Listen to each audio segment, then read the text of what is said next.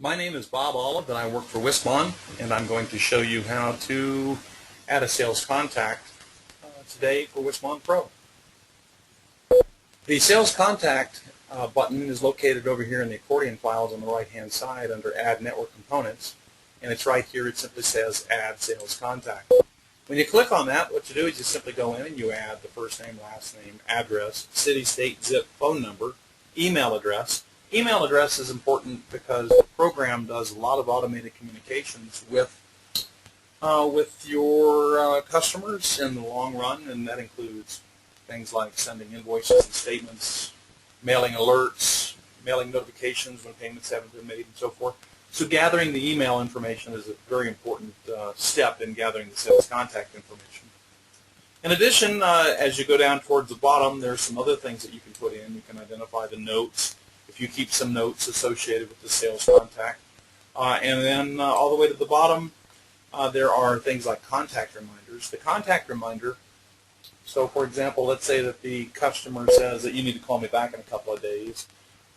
And so what you can do is you can pick a date on the contact reminder and simply leave yourself some notification that you need to call them back. So on the 8th, in this case the 8th of April, you will receive an email notification in your email, of course, and it will remind you that you need to call this person back. So I'm going to take a couple seconds here. I'm going to fill one of these out, and I'll be right back with you.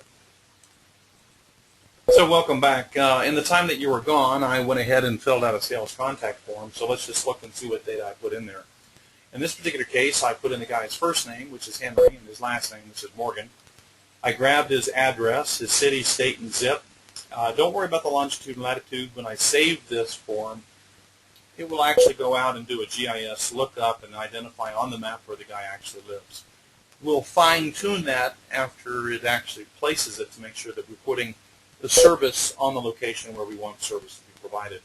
I put in a phone number. If you can get a couple of phone numbers, that's probably a good idea. Any method to contact the customer or prospective customer is always useful. Emails, again, are important because we do a lot of automated communications with the customer, and we do most of those automated communications, of course, through the email. In this particular case, the first contact date was April 3rd, 2014. The referral source in this case was a customer, and you have, once you select customer, you can choose any of the customers that are in the drop-down list. In this case, I simply chose Mr. Anderson. Come down here, you can put in information with regards to the installation. So, for example, there is a bad dog in the backyard named Peaches. So, you know, be careful of the bad dog in the backyard. This information actually will be transferred to the work order. Any information that you put on these notes sections will be transferred to the work order so that the technician can see what has transpired in the way of communications between you and the prospective customer. In this case, I think we talked about this a second ago, we're going to have a 4/8/2014 reminder that this customer wants a call back. And again, that's an automated response, so whoever logged into the program initially will in fact receive that automated notification. Last but not least, I'll go ahead and save this, and what it'll do is it'll actually locate that, put a little blue triangle right where the service is actually provided, and we can zoom in, and in this case it geolocated that to the center of the street. What I will do, in fact, is put this on hybrid up here in the top right.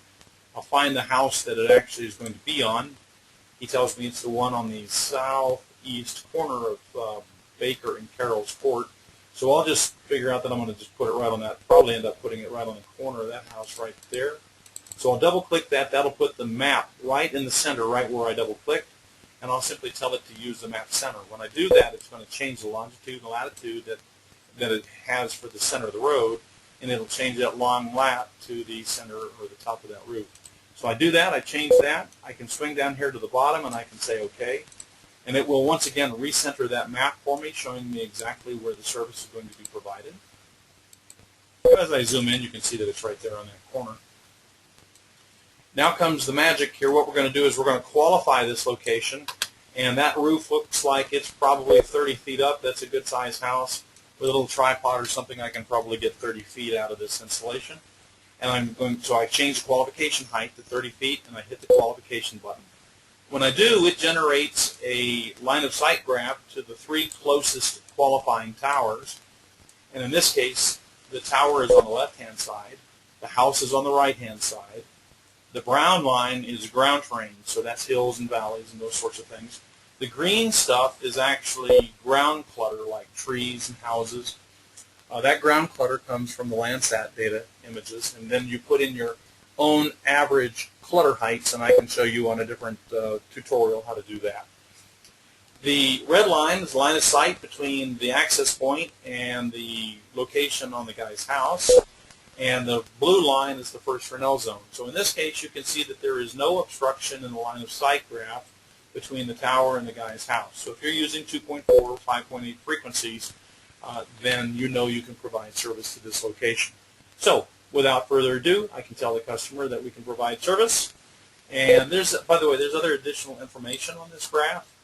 This is the start and stop bearing or location, longitude, latitude of the tower and the top of the house. Here's the distance between the tower and, again, the top of the house. This is the relative height difference between those two locations.